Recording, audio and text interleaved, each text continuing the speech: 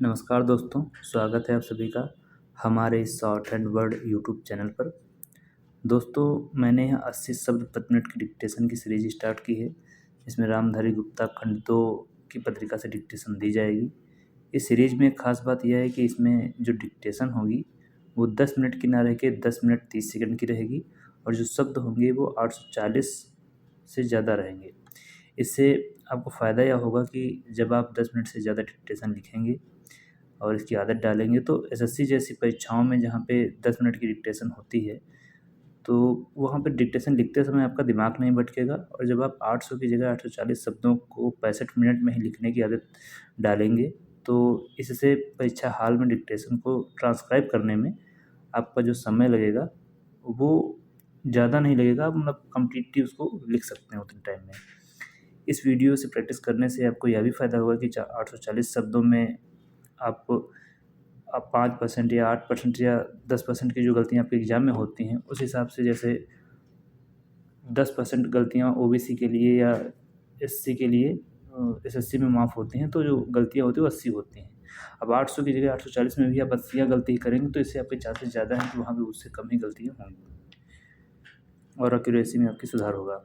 अगर डिक्टेशन लिखने में छूट रहा है तो आप डिक्टेशन को बार-बार लिखिए और जितनी बार लिखिए उतनी बार अपने आउटलाइन को ज़रूर पढ़िए। इससे आप अपने द्वारा बनाई गई आउटलाइन को बेहतर तरीके से जानेंगे और शॉर्टहैंड लिखने में यही बात सबसे ज़्यादा ज़रूरी है कि आपने जो लिखा है, आप पढ़ पा रहे हैं या नहीं। आपको इस चैनल पर सारे वीडियो फ्री में उपलब्ध रहेंगे। अगर कोई सुझाव हो तो हमें कमेंट बॉक्स में ज़रूर बताइएगा। अगर डिक्टेशन अच्छी लगे तो वीडियो को लाइक और चैनल को सब्सक्राइब कर लीजिएगा और बेल आइकन को दबा लीजिएगा, जिससे आप हमारी नई वीडियोज़ का नोटिफिकेशन आप तक पहुंचता रहे। अब आप तैयार हो जाइए, आपकी डिक्टेशन स्टार्ट होने वाली है। 80 शब्द प्रति मिनट डिक्टेशन स्टार्ट होगी 5 सेकंड बाद।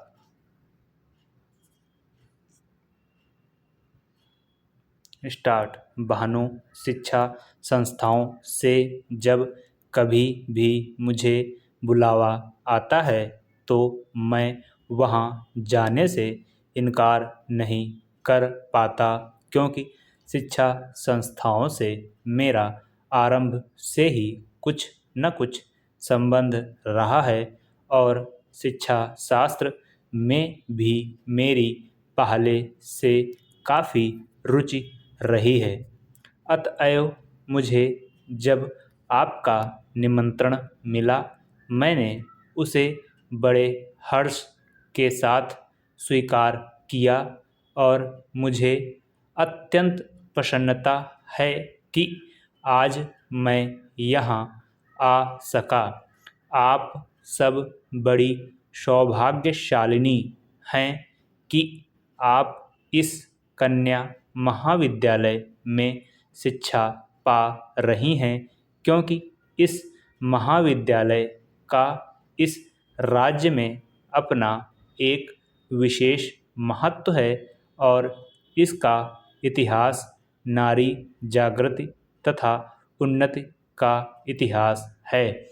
इसकी स्थापना उच्च आदर्शों को लेकर एवं नारी जागृति तथा राष्ट्रीय उन्नति की पुनीत भावनाओं से प्रेरित होकर आज से बहुत साल पहले एक ऐसे सच्चे समाज सुधारक के द्वारा हुई थी, जिनके हृदय में मुख्यतः नारी जाति के प्रति विशेष गौरव और महान आदर था।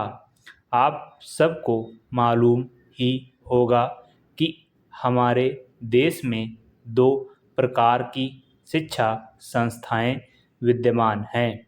एक तो वे जो अंग्रेजी शासकों द्वारा अपने उद्देश्यों की पूर्ति के लिए स्थापित की गई थी और दूसरी वे जो स्वतंत्र रूप से राष्ट्र प्रेमियों द्वारा राष्ट्रीय भावनाओं से ओतप्रोत होकर अपने देश की संस्कृति एवं सभ्यता को पुनर्जीवित एवं पुनः स्थापित करने के उद्देश्य से स्थापित की गई थीं।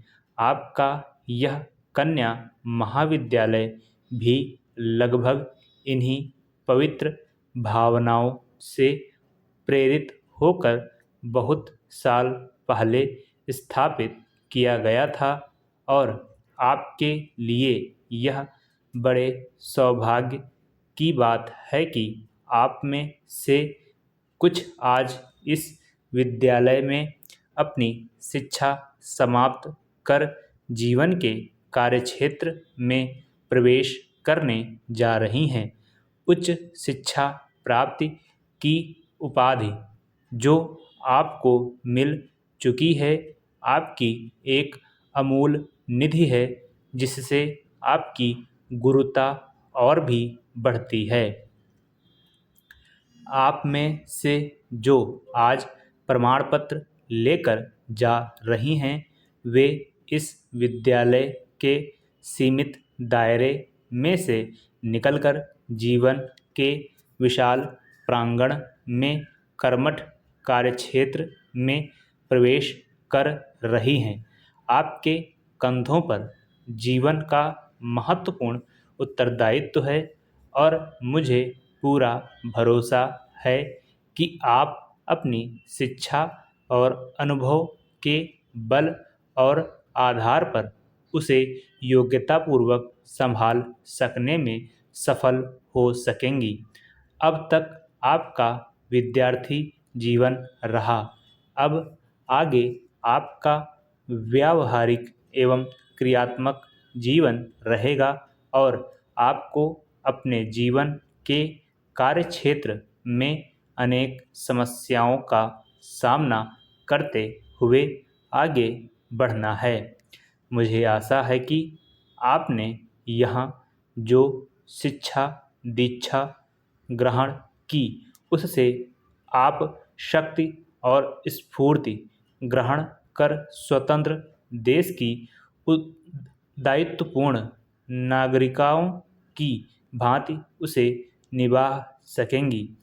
यह सब आपके लिए तभी संभव होगा जब आप यह भली भांति समझ लेंगी कि आपको अपने जीवन में क्या करना है। आप सब यह भली भांति जानती ही होंगी कि प्राचीन काल में हमारे देश में स्त्रियों का कितना महत्वपूर्ण व उत्कृष्ट स्थान रहा है। महोदय, जब हम भारत की संपदाओं और उत्पादन के उपादानों के संदर्भ में भारत की अर्थव्यवस्था की चर्चा करते हैं तो उस समय अनिवार्य रूप से उपयुक्त टेक्नोलॉजी से संबद्ध प्रश्न उठ खड़े होते हैं। इसके लिए कोई निश्चित उत्तर नहीं दिया जा सकता। यह तो अलग अलग उद्योग के लिए अलग अलग होगा। कुछ उद्योग अपरिहार्य रूप से पूंजी प्रधान होंगे। इसका हमारे सुधारों और विदेशी निवेश से कोई संबंध नहीं है। हमारे अपने सरकारी क्षेत्र में स्थापित कई उद्योग बहुत ही पूंजी प्रधान हैं। ऐसे भी कई क्षेत्र हैं जहां उत्पादन के श्रम प्रधान तरीकों का उपयोग होता है और वे प्रतियोगिता का सामना भी करते हैं। सारी दुनिया में हम आज यह देख रहे हैं कि एक जगह वेतन अधिक होने के कारण तथा दूसरी जगह सस्ते विकल्प होने के कारण उद्योग अपने स्थान बदलते रहते हैं। यह बात एक दूसरे से कतई भिन्न क्षेत्रों पर भी लागू होती है, जैसे वस्त्र उद्योग, चमड़े का सामान, इलेक्ट्रॉनिक्स और कई अन्य उद्योग। अन्य स्थानों से आकर भारत में जो निवेश किए जा रहे हैं वे ठीक इन्हीं कारणों से किए जाते हैं और ये उद्योग बड़ी मात्रा में रोजगार प्रदान करेंगे। यह आर्थिक निर्णय लेने की स्वाभाविक प्रक्रिया का अंग होता है। ऐसा सोचना अनुभवहीनता ही कहा जाएगा कि भारत में पूंजी प्रधान उद्योगों की स्थापना लोग जानबूझकर करें, बिना इस बात पर विचार किए कि दोनों देशों में आपेक्षिक मूल्य और हमारे सुस्थापित तुलनात्मक लाभ क्या हैं। उसी के साथ जहां पूंजी प्रधान टेक्नोलॉजियां और उच्चतर उत्पादकता तथा वेतन साथ साथ चलते हैं, उनका हमें स्वागत करना चाहिए, उन्हें टालना नहीं चाहिए। अंतिम निर्णय तो बाजार की शक्तियों पर निर्भर करेगा।